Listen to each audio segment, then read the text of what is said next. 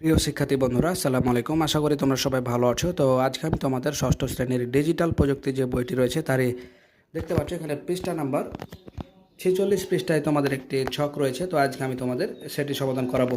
তো এর আগে আমি তোমাদের সকল শ্রেণীর সকল বিষয়ের সকল পাঠ্যপুস্তকের আমরা সমাধানগুলো করে দিয়েছি। তোমরা চাইলে তোমাদের প্রয়োজনীয় সকল ভিডিওগুলো আমাদের চ্যানেলের প্লেলিস্ট থেকে তোমরা দেখে নিতে পারো। তো চলো যাই, আমরা আজকের এই ছকটি সমাধান করি। তো প্রিয় শিক্ষার্থী, দেখতে পাচ্ছ যে তোমাদের সমাধানটি সুন্দর করে দেওয়া রয়েছে। তোমরা সুন্দর করে লিখে নাও যে ইন্টারনেট তথ্য আদান প্রদানে কোনো ঝুঁকি রয়েছে কি। তো উত্তর হচ্ছে ইন্টারনেট ব্যবহারে অসাবধানতার কারণে তথ্য আদান প্রদানে মারাত্মক ঝুঁকির সম্ভাবনা রয়েছে। বিশেষ করে নতুন ব্যবহারকারীরা এ ধরনের ঝুঁকির সম্মুখীন হয়।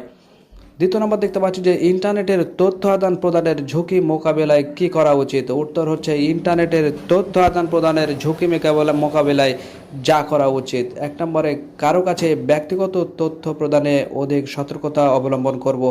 দুই নম্বরে মোবাইল ফোনের নিরাপত্তার জন্য ফোন লক ব্যবহার করব। তিন নম্বর সামাজিক যোগাযোগ মাধ্যম ব্যবহার করার ক্ষেত্রে সতর্কতা অবলম্বন করব। চার নম্বর দেখতে পাচ্ছি অতি ব্যক্তিগত তথ্য সামাজিক যোগাযোগ মাধ্যমে শেয়ার করব না। পাঁচ নম্বর দেখতে পাচ্ছি ফিশিং মেসেজ বা লিঙ্ক এড়িয়ে চলবো। ছয় নম্বর দেখতে পাচ্ছি ডিজিটাল মাধ্যমগুলোতে শক্তিশালী পাসওয়ার্ড ব্যবহার করব।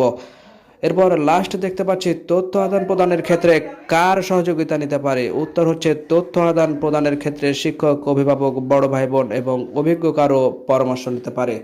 তো প্রিয় শিক্ষার্থী, ভালো থেকো। দেখা হবে পরবর্তীতে নতুন কোনো ভিডিওতে। সে পর্যন্ত আল্লাহ হাফেজ।